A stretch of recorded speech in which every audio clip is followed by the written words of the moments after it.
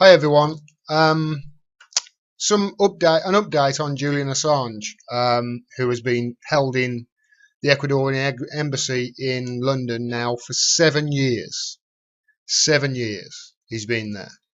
7 years. Can you imagine that, being locked in a house for 7 years?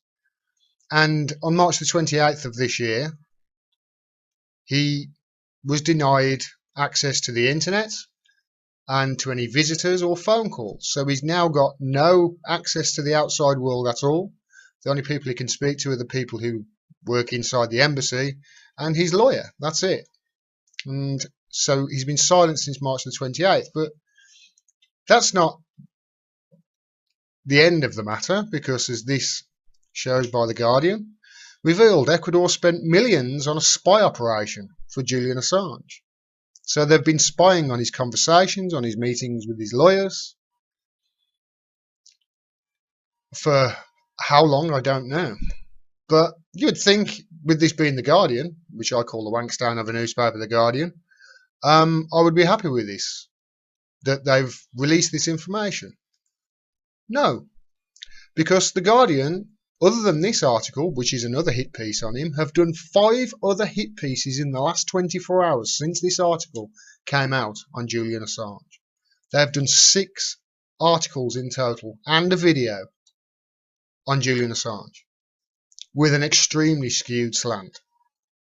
I'm just going to give you a couple of quick instances here. For instance, there's this article. Why does Ecuador want Assange out of its London embassy? The Ecuadorian president is losing patience with the Wikileaks founder, whom he calls his inherited problem. In that article it says, has Ecuador run out of patience with Julian Assange? Yes, emphatically. In his first year in office, Ecuador's president, Lenin Moreno, called Assange a hacker, an inherited problem, and a stone in the shoe. The language could not be clearer. Moreno has made it plain that the world's most famous lodger has overstayed his welcome in Ecuador's London embassy. Nearly 6 years ago, it was a different story when Ecuador granted Assange political asylum on 16th of August 2012.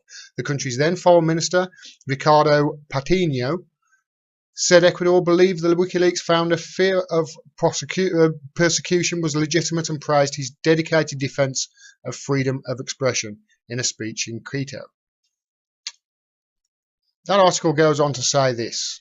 Sweden dropped its investigation into alleged sexual offences in May 2017, saying all possibilities to conduct the investigation were exhausted.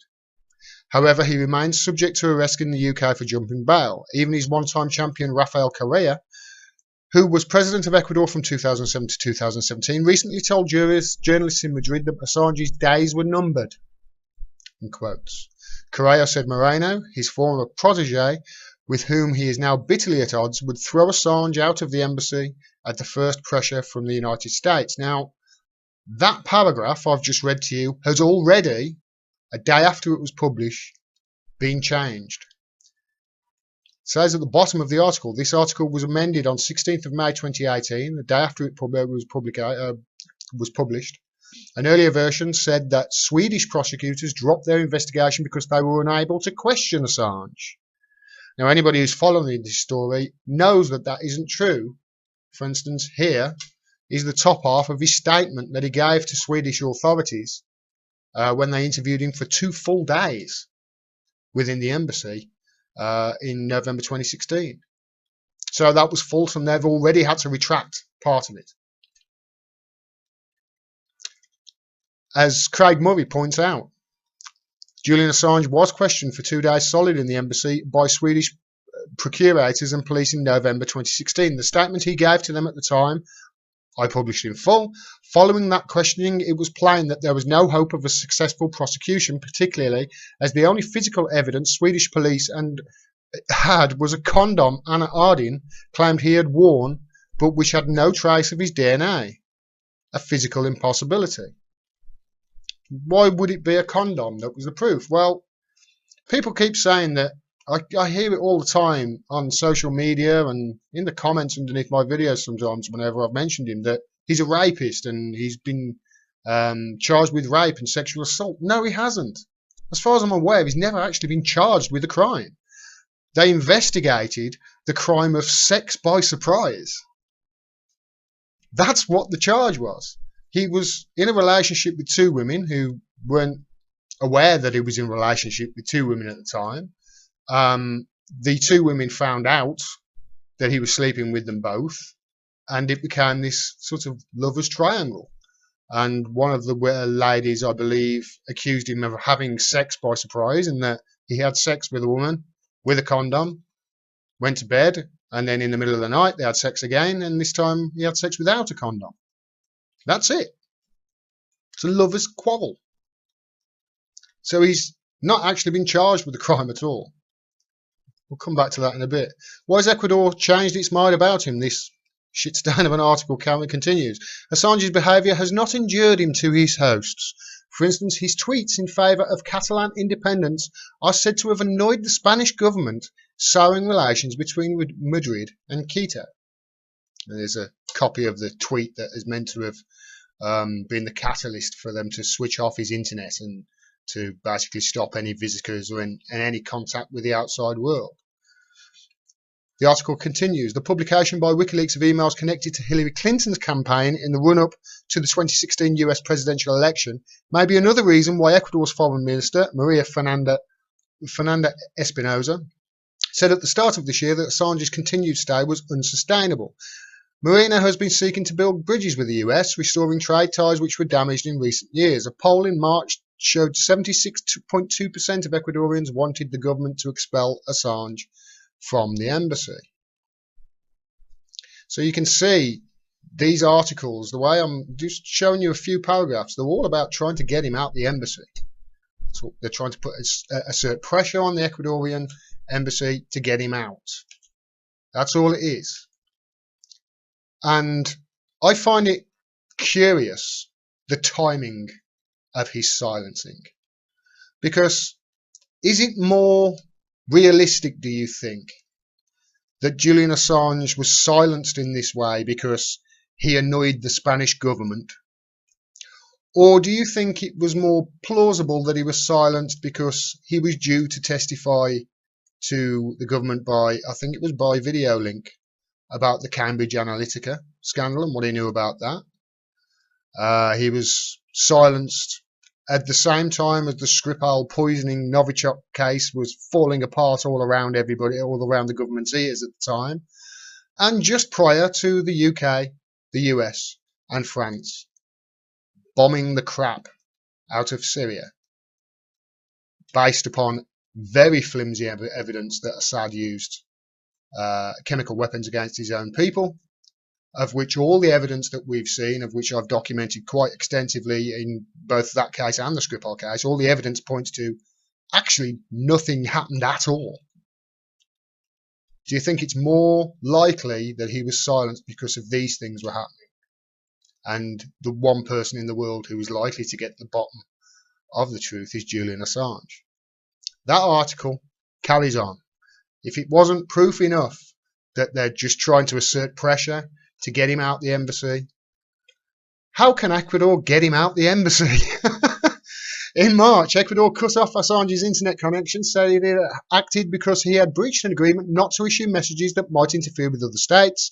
In a statement, the government said his behaviour on social media put at risk the good relations Ecuador maintains with the United Kingdom, with other states of the European Union and with other nations. Ecuador seems to be hoping that Assange's already uncomfortable confinement will become intolerable. Intolerable. Intolerable. I would call it torture. I would call it a breach of human rights. And I'm not the only one who would call it that, because the United Nations call it that as well. The United Nations Working Group on Arbitrary Detention has found that Assange's confinement at the Ecuadorian Embassy in London violates the Universal Declaration of Human Rights and the International Covenant on Civil and Political Rights. That is the United Nations saying that. The next article The Guardian publishes: How Julian Assange became an unwelcome guest in Ecuador's embassy. They're just trying to put pressure on him to get out. This article, it says, in an extraordinary breach of diplomatic protocol, Assange managed to compromise the communication system within the embassy and had his own satellite internet access, according to documents and a source who wished to remain anonymous. By penetrating the embassy's firewall, Assange was able to access and intercept the official and personal communications of staff, the source claimed. The source. Is it any wonder my regular viewers will not be surprised as to who one of the authors of these articles, and this article in particular, is? Because it turns out, you're right, it's Luke Harding. Luke Harding, the guy that literally wrote a book on collusion that was meant to prove that Trump colluded with Russia and was lauded in the US press all over, and he became a New York Times bestseller for his book on collusion. And then he met with a real journalist who interviewed him, Aaron Maté of the Real News, and had a 30-odd minute interview with him, of which I'll leave a link down there actually because it's hilarious. It's basically 30 minutes of Aaron Maté saying, okay, so where's the collusion? And Luke Harding going off on a waffle and going off saying, oh, well, there's a meeting here and there was a meeting there and there was a meeting in 2007 and there was a meeting here, and didn't know what was in the meeting, but it was just all circumstantial. It's all, these meetings prove collusion. No, they don't, as Aaron Maté said for 30-odd minutes, trying to get to the bottom of where this collusion was. And in the end, it was apparent that there was no collusion at all in Luke Harding's best-selling book on collusion. And the interview ended like this. Talk to journalists whose colleagues have been murdered and perhaps understand a little bit better the kind of state that Vladimir Putin's Russia is. I think you'd be doing yourself a service and you'd be doing your listeners a service. I don't think I've countered anything you said about the state of Vladimir Putin's Russia. The issue under discussion today has been whether there was collusion, the topic of your book. Yeah, I know, but you're clearly a kind of collusion rejectionist. I'm not kind of sure what evidence, short of Trump and Putin in the sauna together, would convince you. Clearly nothing would convince you. But again, but again, well, look, this gets back to the issue. The question is whether there is any evidence so far, and I don't see it. And it looks like Luke has logged off. Is that true? Well, we've lost Luke Harding. I'm not sure if that was intentional or not, but regardless, we're going to wrap the interview here. The book is called Collusion. I'll leave a link to the full interview down there. It is hilarious. It's 30-odd minutes of him squirming, this Luke Harding. But this article, as you can see, it's typical Luke Harding. It's basically what the whole book on collusion was written about. Anonymous source, and according to this meeting, he had a meeting with this guy and that guy. The only people he's had meetings with are people like Cassandra Fairbanks and Pamela Anderson and Craig Murray, all of which are not secret. These are not secret meetings. Everybody knows he had the meetings. But it's Luke Harding 101. But the thing is, at the top of that paragraph where it says Assange managed to compromise the communication system within the embassy and had his own satellite internet access, is absolutely categorically false and a lie. And Wikileaks have come out and said, no, Guardian, Julian Assange did not hack into the embassy satellites. That's an anonymous libel aligned with the current UK-US government onslaught against Mr. Assange's asylum, while he can't respond. You've gone too far this time. We're suing. Good on you, Wikileaks. You can sue Luke Harding for the profits he got from his book on collusion that didn't prove any collusion. Craig Murray brilliantly portrays this. I'm a big fan of Craig Murray. I reference him all the time. But he says in an article, I'll leave a link to that down there as well, it is planned that these sources are separate from the Ecuadorian security dossier published in Focus Ecuador by the CIA. I would bet any money that these anonymous sources are, as always, Harding's mates in the UK security services, that the Guardian should allow itself to be used in a security service disinformation campaign designed to provoke distrust between Assange and embassy staff is appalling. You're right, it's appalling, but it's not surprising. It's the Guardian. It's Luke Harding. What do you expect? It's what they do. The worst thing about all this to me at least, is he's never actually been charged with a crime from what I'm aware. The only thing he can be charged with at the moment is, as this states, Westminster Magistrates Court upheld the UK arrest warrant, saying despite the fact that rape and sexual assault charges it was sex by surprise, Mr. Assange was originally wanted for in Sweden, had now been dropped, and he was still wanted for refusing to surrender to bail without reasonable cause, which is a criminal offence. I think he had reasonable cause, and as does anybody with a brain in their head. As soon as he steps out and he gets arrested for jumping bail, as they say, the US will extradite him. They will come up with charges of espionage. They will come up with charges of, I think I heard one high up official say something like cyber terrorism. He's a journalist, for Christ's sake.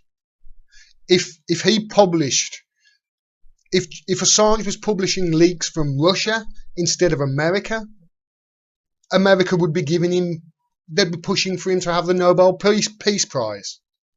It's totally disingenuous of them. He can't leave the embassy, by the way, for those people who keep saying, oh, all he's got to do is work, he's free to walk out the door. No, he's not. This picture was taken in 2012.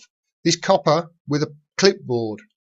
On that clipboard it says, action required, Assange to be arrested under all circumstances, and then makes reference to diplomatic bags and diplomatic vehicles. In other words, the UK authorities will violate diplomatic laws to arrest him. So if he leaves in some sort of diplomatic case, if they put him in a box and call it a diplomatic bag, they'll arrest him anyway. They'll break diplomatic laws to arrest him so he can be extradited to the US on trumped up charges.